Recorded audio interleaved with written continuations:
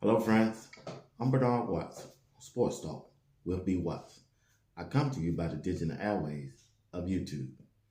I personally want to stop by here and talk to you about Shedeur Sanders, the new quarterback of the Cleveland Browns. He just got through with the NFL draft. He was selected in the fifth round as the 144th pick.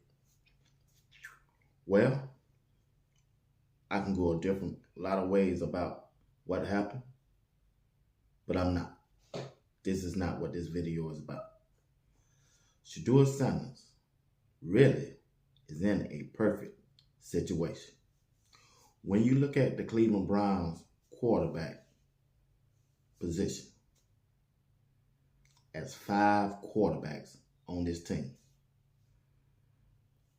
you have Deshaun Watson, Joe Flacco, Kenny Pickett, Dylan Gabriel, and then you have the legendary himself, Shedeur Sanders.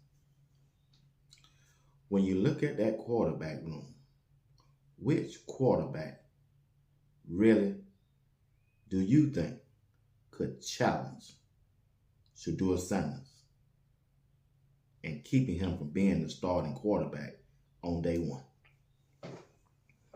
Can you honestly say it's Deshaun Watson, who's coming off a ACL tear, probably won't even play in this upcoming season?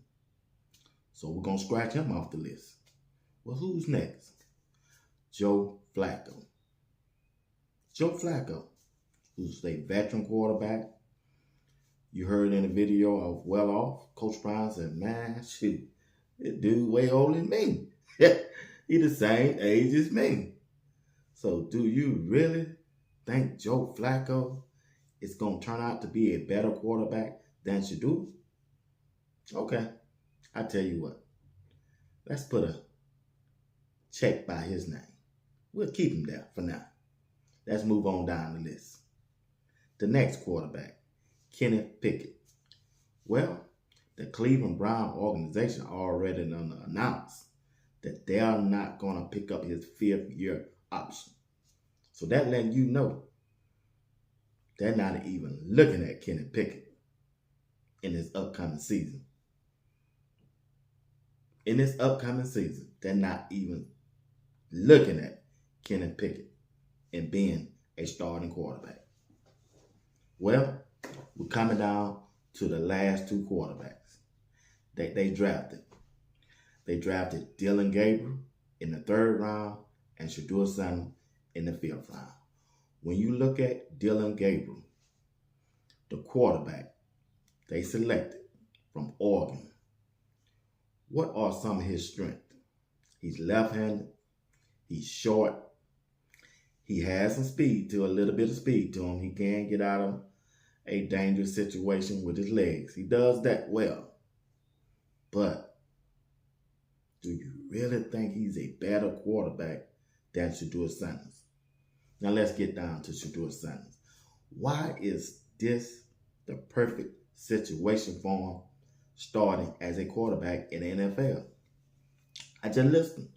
He doesn't really have any good competition that he's going to have to battle. We don't see Shedeur work. We don't see Shedeur take 2 major colleges and raise them up from the dead. Jackson State University. Colorado. 2 years at Colorado. He took over a program at Colorado. They was 1-11. His first year there, 4-8. No offensive line. This past season, Shedeur was the quarterback that went 9-3, and he was throwing passes to Travis Hunter, who became a Heisman Trophy winner. A Heisman Trophy winner. Travis would have never gotten that Heisman Trophy if it wasn't for Shedeur Sanders. Shedeur Sanders threw him the ball. He's tough as nails. Shedeur has a strong arm to me to play in the NFL. He's accurate enough to play in the NFL. His ball placement, his reading, the defense is excellent to me. The only thing I see Shedeur going to have to add to his game when going to the NFL and competing at a high level, he got to add a little Lamar Jackson. Just in case you don't understand what I'm saying, he got to add a little K-Salt to his game. He got to add a little K-Salt to his game. When the play break down, he got to go on and get out of there. He can't hold the ball like he did at Colorado. He got to go ahead and read the defense, go through his progression, and throw the football. Get rid of it. He can't hold that. We know that. But he got to add a little K-Salt to his game. He got to add a little K-Salt to his game. He got to show you he can extend a play on a consistent basis to keep the chains moving. That's all he got to do. Everything else he got. He's the toughest quarterback was in this NFL draft. And I'm telling you, Shedeur Sanders has ended up in a better situation than any other quarterback that got drafted. Other than Cam Ward. It worked out perfect. It worked out perfect. The Cleveland Browns gave a dog a bone. And now, Shedeur got to take advantage of it. And I believe he will. I know he can. I got faith in him. I believe in him. Does the Cleveland Browns roster support him? Offensive line, tight end, wide receiver, the running game, the defense. Are there enough playmakers on the Cleveland Browns to make Shedeur a successful quarterback in this upcoming year? We finna get ready to find out. But I can tell you this. If Shedeur put in the work like he have in the past at Jackson State and Colorado, Shedeur Sanders will be the starting quarterback for the Cleveland Browns this year. He will be. The only quarterback that I see on this roster has a chance of beating him out. It won't be because of talent. It'll be because of experience. And that's Joe Flacco. But if Shedeur go out there and perform at a high level and be a great teammate in the locker room, on the field and off the field, he'll be quarterback one. Game one. Day one. You heard it right here on Sports Talk. Will be Watts. Now let me move on. Let's talk about this NBA playoff game between Anthony Edwards, Minnesota Timberwolves, versus LeBron James and Luka, Los Angeles Lakers. And y'all really want to think LeBron James is the GOAT. Okay. If that's what you want to go about, just remember, the last two games, the fourth quarters of the last two games. The next to the last game, he didn't even score in the fourth quarter. I think this last fourth game, he only, 3 or 4 points in the fourth quarter? And you want to call him the GOAT? Anthony Edwards had a bad game. Bad game. And him and Luka couldn't even beat them in game number 5 last night. And you still want to say LeBron James is better than Michael Jordan? Michael Jordan would never. If you go look at the history tells you everything. I want to be like Mike. I want to be like Mike. Never would have got to that point.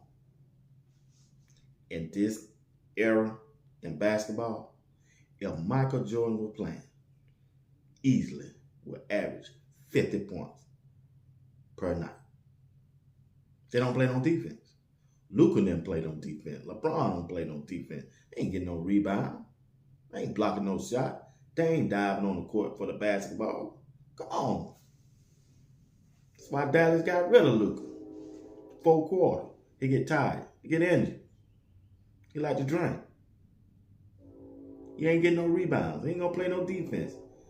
He ain't gonna dive on the floor and put that effort in for that loose ball. I haven't seen it.